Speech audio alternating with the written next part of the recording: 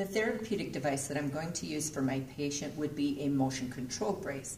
My patient came to me with a radial head fracture, and this motion control brace prevents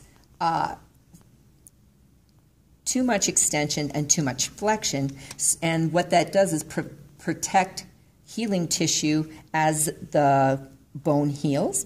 So he came to me at 30 degrees of extension and 70 degrees of flexion.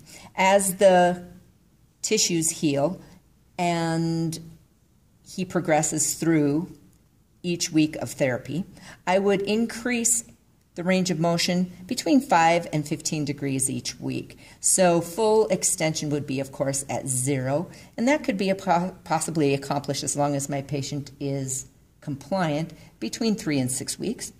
And I would increase flexion 5 to 15 degrees each week as long as he is being compliant, and until he reaches full range of motion for about 140 degrees, and that can be probably achieved between 3 and 9 weeks.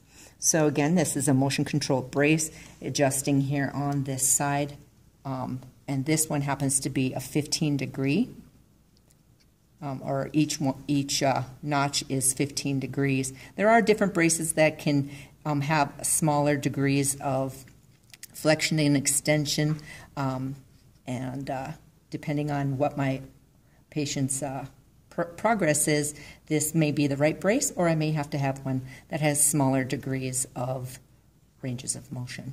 So again, a motion control brace for radial head fracture.